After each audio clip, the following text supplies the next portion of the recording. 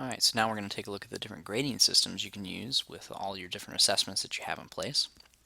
We're going to take a look at grading on the curve, total points versus weighted categories, and the so-called standards-based grading. Alright, so grading on the curve. This is when you change a student's grades methodically for a better grade distribution. And I think we would all agree that this does not accurately assess student mastery of content, because from year to year, from classroom to classroom, we have no reliability in this data. So um, if we don't know what mastery looks like when we build the assessment, then we built a bad assessment. Okay, so I wouldn't give an assessment and go, oh, all the kids got a 40% on that. I guess I made it too hard. Well, I probably should have thought about that before I wrote the test. Okay, so my answer would be, just ask yourself, why are the grades distributed the way that they are? And that can be a formative exercise for you in your grading. How can I write better assessments so that I'm actually getting to the heart of what students know? Or if the grades really are in a bad distribution, why are they that way? Do I need to go back and do some reteaching, or did everybody pass? That would be great. Are there too many low grades? Well, maybe it was too soon to expect mastery, so then get rid of those summative grades, give the assessment later. Instead, use this as a formative assessment. Was the material poorly taught? Well, get rid of the summative assessment and reteach it. Was the assessment too difficult? Well, get rid of the summative assessment and write a better assessment. Okay, was the assessment accurate? Well, then give the students options for remediation, but we got to move on at some point. Are there too many high grades in class instead of the low grades? Well, you know what? Was the assessment too easy? If so, maybe we got to get rid of that grade, write a better assessment. Was the assessment accurate? Well, then celebrate your students. There's nothing wrong with everybody doing really well on a test. Celebrate it. Be happy for them. What we don't want to do, though, is just shift the grades around willy-nilly so that it looks like a normal distribution. Okay, what that does is that hides the issue, and that goes back to the fact again, we're just wanting the appearance of understanding mathematics, not actually understanding the mathematics. So please don't grade on a curve in this sense, okay, in the sense of taking grades and then redistributing them.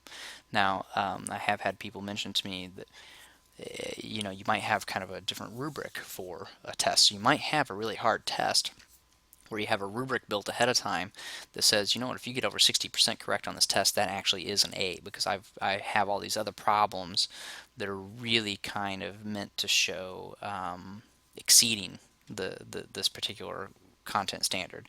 And if that's the case, then that's fine. Go ahead and use that rubric for that particular summative assessment. That's not really grading on a curve, that's grading with a rubric. So as long as you have that rubric in mind, that's okay.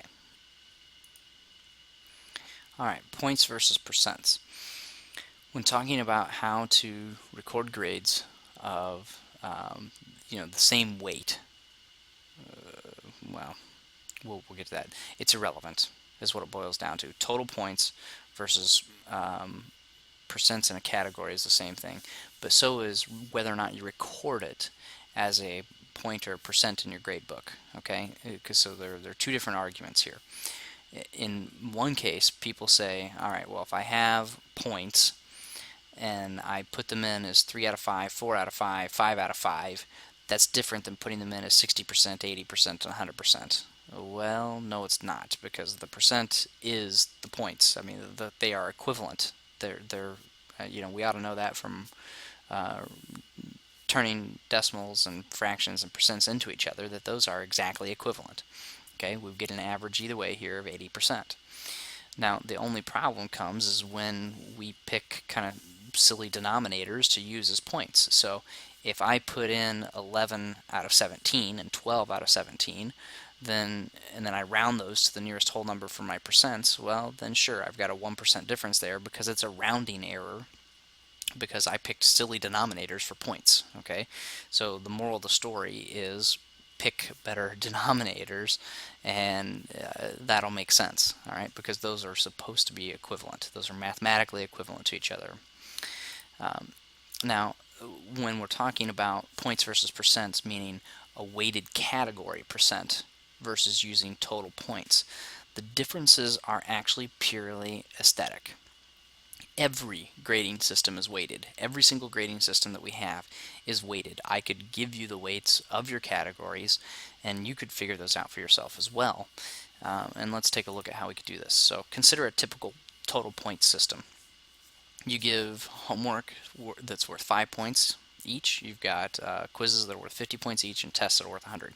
Now, keep in mind, I would say that homework should not be counted as a grade anyway, but this is kind of the old school method of how math classes used to run. So I would not approve of this under any circumstances, but this is what used to happen. So homework was worth 5 points each, quizzes 50, tests 100. And then I had teachers, math teachers, who told me that, well, a test was worth 20 times as much as homework. So, tests were huge and they were worth all of this, and, quizzes were worth 10 times as much as homework. So obviously they're really putting all their weight on the quizzes and tests and not the homework. Well, that's just not accurate. And of course, we can think out over a quarter. So let's say that you got 2 tests per quarter and 2 quizzes per quarter, because that used to be the policy. We'll cover 2 chapters. We got the mid-chapter quiz and then the end of the chapter quiz, or end of the chapter test rather. And so if we did that and had a homework assignment every day in a quarter, 45 days in a quarter, look what we end up. Homework is worth 225 points, which is actually a category weight of 43% of a student's grade. So that a student's grade is only based on 19% on quizzes and 38% from tests. Okay, that's where a typical math class stood in prior years.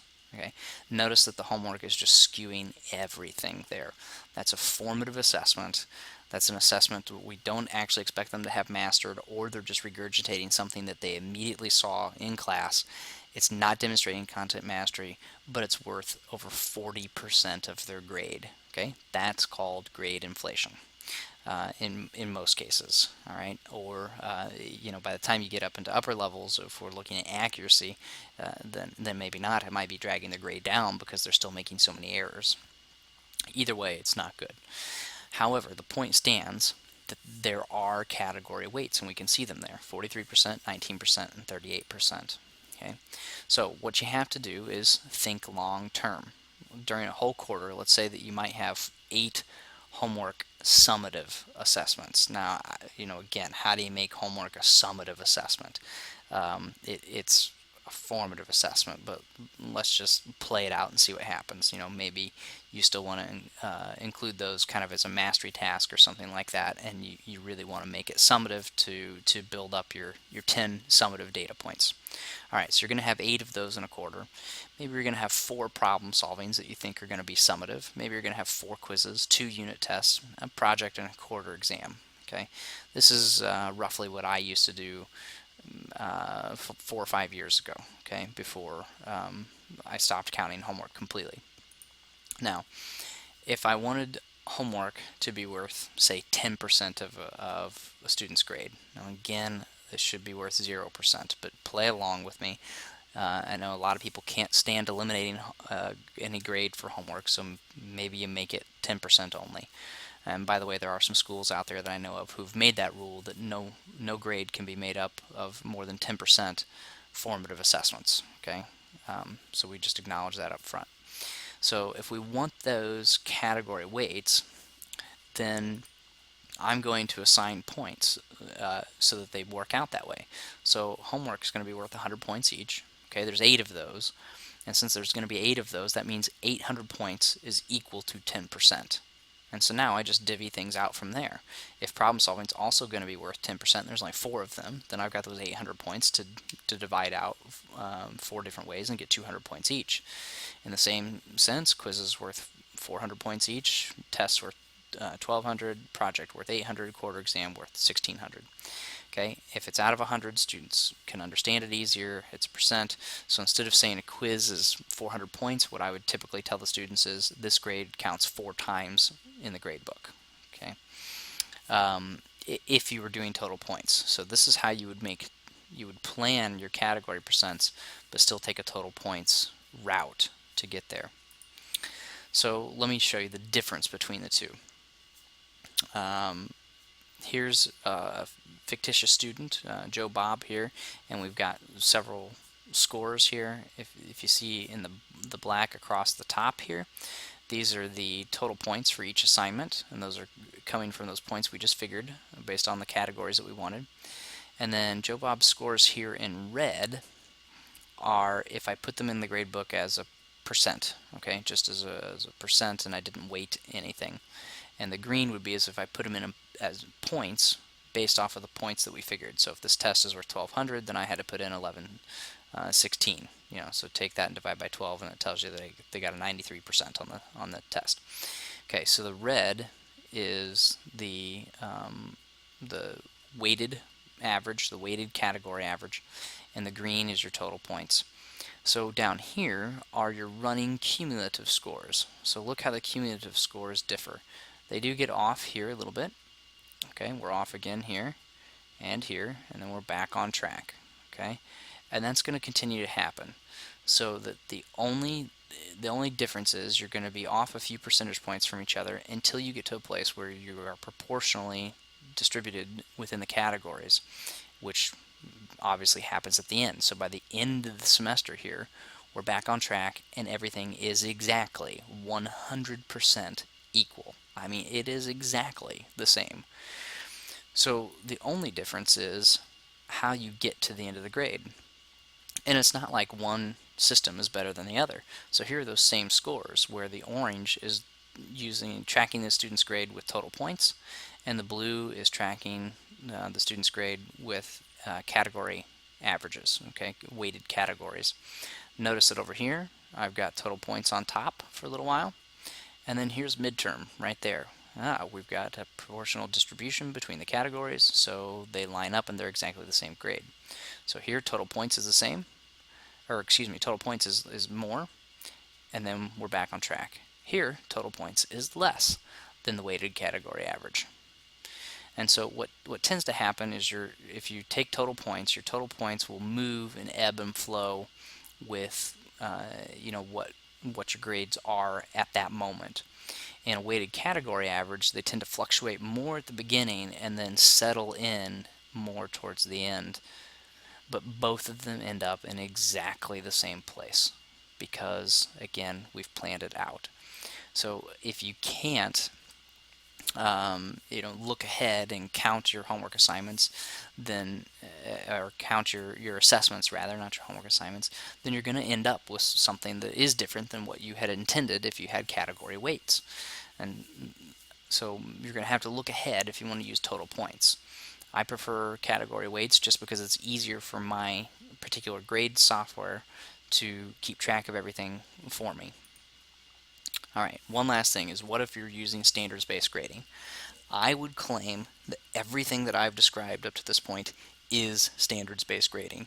If you are only taking grades on summative assessments and your grade represents what a student knows about their content, then you are standards-based. Typically, what people mean by a standards-based grading system is some sort of rubric where we have meets, exceeds, or meets with assistance, or does not meet, a 4-3-2-1 rubric, something like that. Okay, and they also say to break it down by number system, expressions and equations, functions, geometry, so we can know what particular skills are there. Again, I would say if you're using good curriculum resources, if you're using good grading practices, assessment practices, then your grades are going to be standards-based even within a traditional grading system, and you ought to be able to break it down to say what specific skills a student is lacking. Okay, because even here in this case, if we're going to give a final grade in 8th grade pre-algebra, then we're basically averaging these things here. Some problems that come up with the regular standards-based grading system, or this 4-3-2-1 rubric that comes up. And just a note here, we can make the same breakdown with traditional grades. There's nothing special about this. The problem is typically these things are not equally likely. Okay, we don't have equally likely outcomes. It's not likely, equally likely that the 4 which means exceeds, and the 3, which means meets, and the 2 meets with help, and 1 does not meet. Those things, since they're different spreads of numbers, we can't really average them together because we're treating it as a unweighted average when it is a weighted average. Okay, so that's going to throw things off if we try to do that. And it's not that these numbers 1 through 4 necessarily have to correlate to these specific percents. All I'm saying is that these 4 things are not equally likely, and so we can't treat them as if they are and do mathematics with them. So for example, here's what happens. Let's say you had geometry scores of 0, 90, 90, 90 on some summative assessments. Okay, well, that's an average of 67.5. That says, hey, we got a problem here. But under standards-based grading scores, if you had 1, 4, 4, 4, okay, on 4 different geometry skills here, that comes out to a meets 3.25. In fact, you're on your way to exceeds. You're almost there. And that completely hides this 0, this complete and total lack in one skill area. And that's the problem is with these unequally likely outcomes, is that it's easier to hide these things. Okay. So one potential solution that was brought up was this idea of the power law, which the power law was meant to be a predictor. So a 1, 2, 3, 4 on formatives would then guess that their summative would be a 4, where a 4, 3, 2, 1 on formatives would guess that their summative would be a 1. And this works for individual skills only. And most of our assessments have to cover multiple skills because we just simply have too many standards still, even after Common Core. There are way too many standards to teach, and we don't have time in a given year to do all of these assessments on single individual skills. So getting a geometry score of a 4 on the first assessment doesn't mean anything about the geometry score on the next assessment if the first one was about 2D and the second one was about 3D. Okay, so we can't use those things as predictors because they're not actually related to the same skill. By the way, here's the power law formula, which I'm sure you'll find is real easy to implement in your classroom. So how do you deal with assessments that incorporate multiple standards? Then you'd have to have multiple grades for the same assessment, which would be ridiculous as far as keeping track of. Okay, so you might have one test that has 10 different skills on it, and you'd have to have 10 different grades for that one test. All right, and also even if we break it down by category, in the geometry category alone at the 8th grade, I've got transformational geometry, I've got volume of rounded shapes, I've got the Pythagorean theorem. What does that 2 in geometry mean? That doesn't actually help me do any diagnosis or remediation with the student. All it does is just give me a slight bit more of information, but it's still equally useless as just having an overall grade. The 7 reasons for standards-based grading it was an article that came from the Educational Leadership magazine, and if you'd like to look that up on your own, take some time to do so. So what do I do with my grading system? If I'm not standards-based, what do I do with that? Well, I really believe that grades should have meaning, and I believe that grades should be summative only, and I believe that the grade should represent what that student knows as far as their content mastery. So here's what I do. I've got homework completion that I track every day. It's worth 0%. I got homework accuracy that I track about every other day or so. That's worth 0%. I've got a mastery task that we do about every other day, and that's worth 0%. We've got problem solving that are worth 10%. I've got 4 to 8 of those per quarter. We've got a weekly quiz that's worth 30%. That's 4 to 6 per quarter. I've got actually 2 to 3 now, pre-tests and post-tests per quarter. The pre-test's worth nothing. The post-test's worth 40%. We've got a quarterly project every quarter that's worth 10%, and a quarter exam that's worth 10%. And then, of course, enrichment and remediation are in there as needed, either remediation through the RTI process with progress monitoring or enrichment based off of pre-test scores. All right. The things that people notice right off the bat here is that that's a lot. It's a high percentage right here for post-tests being at 40%. How do we get by with that? Well, as you saw from my previous example, that's exactly where test scores were at in the old system, this is how much tests were worth. They were worth about 40%. And so basically we've just maintained that and kept it where it is. What we have done is taken what was previously 43% worth of homework, and we've divvied that out. We put a little bit of that on the quizzes, so there were, some of that went to the quiz here, and then really the rest of it here's problem solving, project, and quarter exam. So actually my students have more summative assessments than any typical math classroom does.